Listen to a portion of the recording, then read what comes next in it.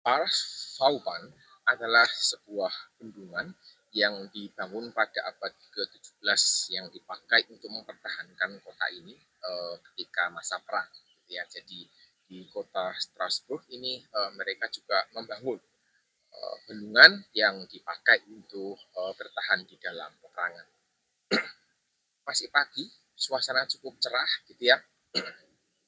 Uh, ya burung-burung berkicau riang gitu kira-kira. Seorang bernama Scott Samuel Scooter Brown, dia mengatakan demikian, satu-satunya kegagalan ya adalah menyerah.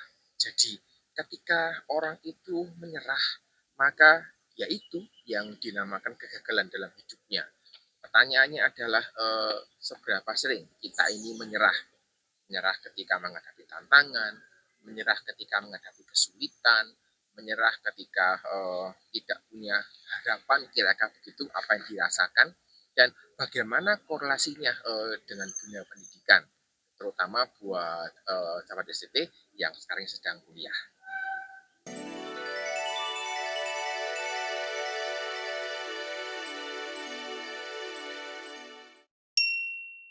Perasaan untuk apa ya, menyerah menghadapi tantangan, menurut saya, eh, manusiawi. Tetapi apakah kita ini akan terbawa perasaan ini sehingga kita benar-benar menyerah, ngerti ya? Jadi um, merasa gitu ya, merasa sudah perlu untuk menyerah itu berbeda dengan sudah menyerah. Jadi saya tegaskan bahwa perasaan untuk menyerah ketika menghadapi kesulitan, misalnya menghadapi perkuliahan yang sulit, menghadapi apa ya, tugas akhir yang tidak selesai gitu ya, ada perasaan untuk menyerah itu wajar, itu manusiawi. Tetapi ketika sudah benar-benar menyerah gitu ya, jadi bukan hanya merasa ya, sudah benar-benar menyerah, nah itu adalah bagian yang mesti kita waspadai. Ini adalah pertanyaan klasik yang dihadapi oleh banyak orang yang sedang belajar sesuatu. Tidak perlu kuliah, tidak perlu sekolah, mempelajari sesuatu yang baru bisa memberikan stres tersendiri, dan ketika tantangan itu dianggap atau dirasa terlalu besar, maka ada sebuah godaan untuk menyerah. Godaan, perasaan, apa ya, pemikiran untuk menyerah. Itu wajar. Tetapi apa yang kita mesti ambil dalam hal ini? Dan cukup banyak orang yang sudah termakan situasi ini gitu ya, karena punya perasaan menyerah, karena punya pikiran untuk menyerah, maka akhirnya benar-benar dituruti dan betul-betul itu menyerah pada akhirnya. Satu hal yang kita mesti memperhatikan dengan jelas terkait perbedaan tadi ya, perasaan, pemikiran untuk menyerah dan benar-benar menyerah, itu dua yang berbeda. Satu pertanyaan reflektif buat setiap kita adalah apakah perasaan tersebut bisa dipercaya? Maksud saya begini, kadang-kadang itu orang itu merasa bahwa ini begini. Apakah memang itu benar? Apakah itu sesuatu yang pas situasinya? Gitu ya? Atau karena apa ya? Ya karena memang orangnya mudah menyerah begitu. Dan ini menjadi satu yang kita mesti evaluasi, kita mesti pikirkan baik-baik. Apakah memang perasaan ini sudah tepat? Karena ketika mengerjakan sesuatu yang sulit, ditambah dengan punya masalah yang berat gitu, bertengah sama pacarnya, apalagi ya, mungkin ada masalah keuangan, maka ini menambah beban tersendiri yang memperkuat perasaan tadi. Dan mengapa bisa muncul hal ini? Itu menjadi bagian yang kita mesti pikirkan. Bisa jadi tadi saya katakan ada beban lain yang membebani pikiran sehingga tidak sanggup kayaknya untuk meneruskan hal ini, dan bagaimana kita bisa mengatasinya. Untuk hal itu mari kita melihat apa sih akar permasalahan yang muncul terkait dengan perasaan mudah menyerah tadi, terkait dengan situasi pembelajaran, terkait dengan situasi kuliah, terkait dengan situasi yang ada di sekolah. Satu hal yang pertama kali gitu ya terlintas di benak saya, buat orang-orang yang merasa gitu ya, merasa sudah mau menyerah ini adalah terkait dengan motivasi. Jadi Saya hampir bisa mengatakan gitu ya, hampir bisa mengatakan, oke, ini adalah salah satu penyebab utamanya. Jadi tidak ada yang motivasi yang mendorong seseorang untuk menyelesaikan apa yang sudah dimulai. Motivasi adalah apa ya, motif sesuatu yang mendorong kita untuk melakukan sesuatu. Dan ketika motivasinya besar, maka semangatnya juga besar.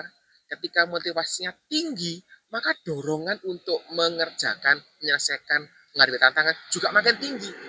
Dan ini sebenarnya menjadi sebuah kesempatan yang kita bisa pakai untuk mengembangkan diri ketika kita ini punya motivasi yang tinggi. Dan apa ya, orang yang tidak punya motivasi itu atau kehilangan motivasi biasanya gagal untuk mengerjakan hal-hal yang lebih besar. Maksud saya, kalau kita bicara tentang sebuah tantangan levelnya segini gitu ya. Kemudian ketika sudah lolos di sini, nanti tantangannya naik level segini misalnya begitu. Kemudian menyerah gitu. Ya, maka kita tidak akan bisa melewati level ini lagi. Dan itu menjadi bagian yang kita mesti perhatikan. Karena saya selalu meyakini bahwa latihan-latihan mental seperti ini jadi bagian yang penting kita ketika kita nanti menghadapi berbagai macam pergumulan di apa ya di tahap kehidupan selanjutnya. Kita kan tidak berhenti di sini saja gitu, tapi hidup terus berlanjut dan itu yang mesti kita perhatikan dengan baik. Ketika Anda pertama kali memutuskan untuk kuliah, mungkin lulus SMA atau SMK atau dari MA misalnya, lulus kemudian memutuskan untuk aku mau kuliah gitu. Apa yang mendasari keputusan Anda untuk kuliah? Atau ketika Anda mengambil misalnya katakanlah gap year 1 atau 2 tahun, akhirnya memutuskan, oke, saya akan mengakhiri gap year ini, saya akan kuliah. Apa yang memotivasi Anda untuk kuliah?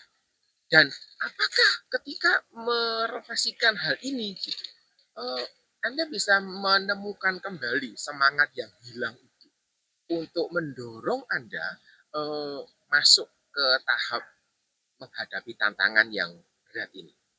Dan satu hal yang kita mesti ingat dengan baik itu, tidak semua orang di Indonesia bisa kuliah.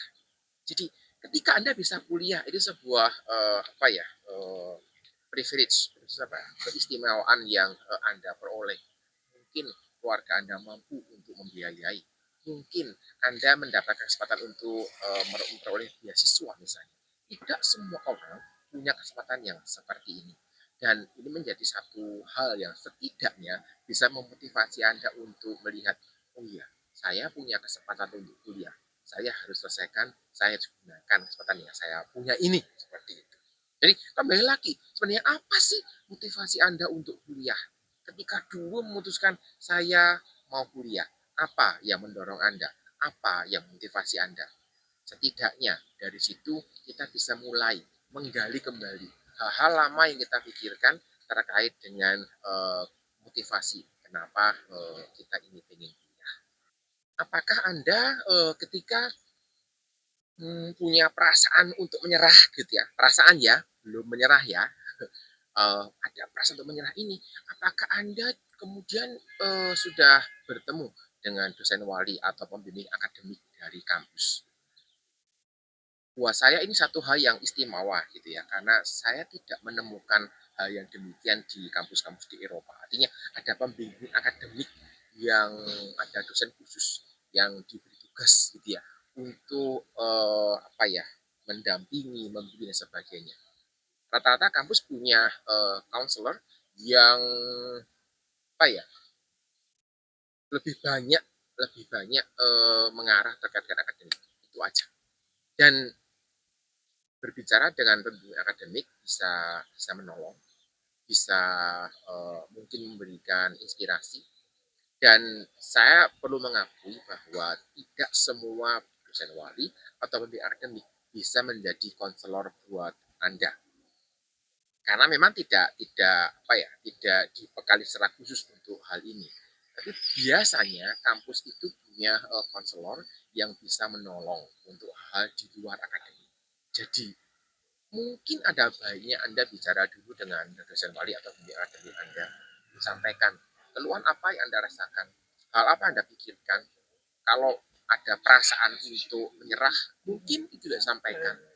Mungkin dosen wali atau Anda bisa menolong dan memberikan masukan. Tapi setidaknya ada langkah yang sudah mulai dikerjakan. Jika memang tidak ada hal signifikan terjadi, mungkin Anda perlu mendatangi konselor yang kampus sediakan untuk hal ini.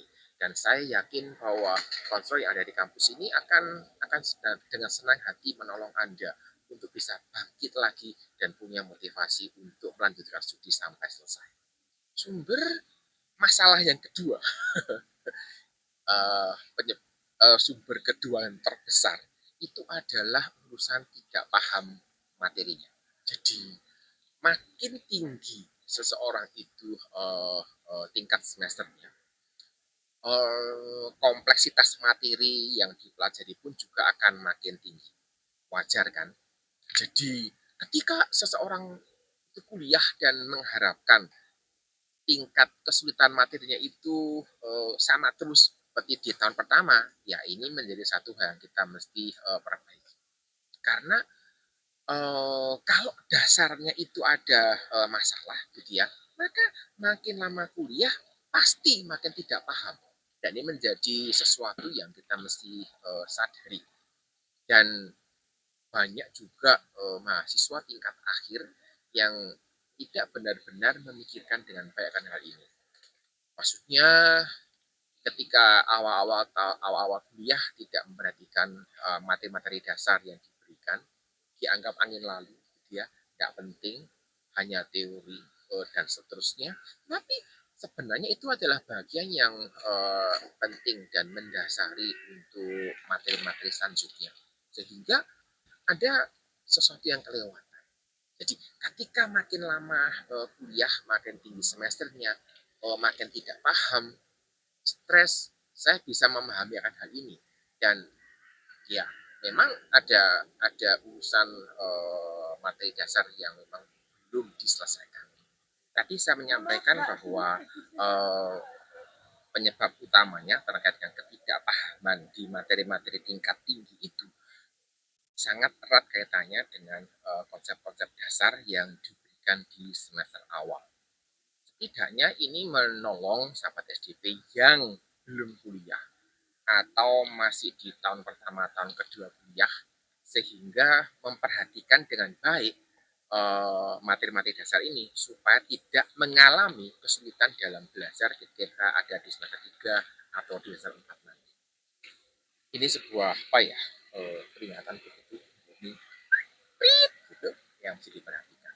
Tapi bagaimana dengan sahabat SMP yang sudah di tahun ketiga, sudah masuk di tahun keempat, sudah skripsi, kemudian stres, kemudian tidak mengerti hal apa yang mesti dikerjakan karena materi dasar yang diberikan beberapa tahun yang lalu itu tidak dimengerti dengan baik.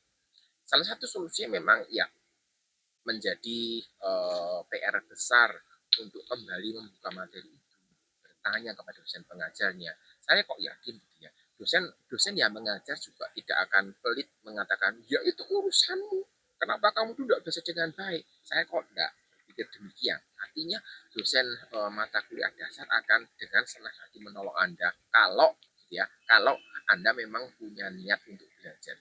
Bukan begini, Pak, Bu, saya nggak ngerti materi yang bagian ini. Yang mana? Semuanya. Nah, itu ya susah gitu ya. Artinya mesti ada bagian yang mesti dikerjakan. Dan akan lebih mudah buat guru dan dosen untuk menolong Anda ketika Anda menunjukkan dengan spesifik bagian mana yang Anda tidak mengerti. Kalau Anda merasa bahwa semuanya tidak mengerti gitu ya, coba lihat baik-baik di bagian awal, apakah Anda mengerti atau tidak. Kalau tidak mengerti, coba dari situ Anda bisa menanyakannya. Kalau tanyanya, saya mau tanya semuanya, begitu ya, tidak bisa. Kenapa? Materi atau semester mau disingkat dalam waktu 1-2 jam, itu tidak mungkin. Ya, apalagi yang ditanyakan tadi semuanya. Kasus klasik yang terjadi terkait dengan kehilangan materi atau ketidakpahaman tentang materi dasar ini, itu biasanya muncul karena tidak menyiapkan diri sebelum kuliah. Karena cukup banyak mahasiswa mengatakan, ngapain baca materi kuliahnya, kan nanti disampaikan. Ngapain baca bahan kuliah, nanti kan juga diajarkan. Tapi sebenarnya ketika kita tuh membaca materi yang walaupun tidak mengerti, gitu ya, kita akan menemukan ada beberapa istilah-istilah baru yang akan digunakan ketika, gitu ya, ketika bisa menyimakkan materinya. Dan ketika itu juga kita punya waktu untuk mencari tahu istilah maksudnya apa. Gitu. Dan ini menolong menyiapkan otak ini untuk bisa ketika nanti menerima materi itu bisa langsung connect ke sana. Gitu. Ketika terminologi atau istilah-istilah yang baru ini tidak dimengerti dengan baik, maka materi itu tidak diterima dengan baik. Kemudian numpuk terus, gitu ya, numpuk. Mungkin di awal-awal masih bisa diatasi, gitu ya, karena belum terlalu kompleks. Makin tinggi, makin kompleks, makin banyak tantangannya, sehingga penumpukan materi yang tidak dimengerti ini akan meledak di satu titik tertentu. Dan biasanya meledaknya itu ada di tahun-tahun akhir menjelang skripsi atau di tengah-tengah mengerjakan skripsi, dan kemudian muncullah perasaan untuk mulai menyerah. Nyerah ndak ya, nyerah ndak ya, nyerah ndak ya, seperti itu. Tapi perasaan ya belum memutuskan untuk menyerah atau enggak. Kalau sekarang ini, kalau hanya sebuah perasaan saja yang muncul, tidak ada masalah. Kita mesti berjuang untuk bisa mengatasi hal itu, untuk memvalidasi apakah memang perasaannya dapat dipercaya atau tidak. Sekarang bagaimana kalau misalnya sudah bicara dengan dosen wali terkait dengan motivasi, sudah ketemu dengan konselor kampus, sudah menghabiskan katakanlah berapa 5-4 pertemuan untuk konseling dan sebagainya, terus tidak menolong. Kalau motivasi ya, gitu. Uh, mungkin gitu ya, saya tidak mengatakan harus, mungkin gitu ya, mungkin uh, cuti studi adalah sebuah pilihan yang bisa diambil. Tetapi satu satu peringatan yang perlu saya sampaikan adalah kadang-kadang juga cuti studi ini bisa memperburuk suasana. Kenapa? Karena apa ya? Merasa mau menyerah, gitu ya. Terus cuti, gitu ya. Masa kira-kira 4-5 bulan kosong ini itu bisa memperkuat ketika nanti masuk terus malas gitu. Aduh, nah seperti itu. Maka lebih baik ketika mengambil cuti studi terkait dengan perasaan tadi mau menyerah itu, terkait dengan motivasi, mungkin mungkin gitu ya, ada baiknya diisi dengan hal yang positif yang dipakai untuk membangkitkan kembali motivasi yang hilang tadi. Jadi kalau bisa tidak cuti mungkin lebih baik. Dan ini sebuah apa ya, solusi yang dapat diambil. Tetapi saya melihat bahwa ini adalah opsi terakhir, gerbang terakhir yang mesti diwaspadai, karena kalau kita bicara tentang hal ini, maka judi-judi itu bisa memperburuk suasananya. Bertanya kepada dosen mata kuliah dasar untuk memperbaiki dasar yang dipelajari, itu juga bisa menolong. Tetapi ketika tidak, dalam arti Anda perlu waktu lebih panjang untuk hal ini, maka mungkin ya cuti juga bisa menolong Anda, karena Anda bisa fokus dan tidak terbebani dengan materi-materi kuliah yang lain. Saya kok masih percaya gitu ya, walaupun Anda cuti, Anda masih bisa bertemu dengan dosen dan bertanya. Mungkin gitu ya, mungkin materi singkat ini bisa menolong sampai titik yang mungkin di dalam kondisi-kondisi berat, kondisi-kondisi yang merasa harus bangkit kembali, gitu ya. Semoga bisa bermanfaat, semoga bisa menginspirasi, semoga bisa menolong, dan tetap semangat karena Anda adalah bagian kecil dari masyarakat Indonesia yang bisa kuliah. Sampai jumpa.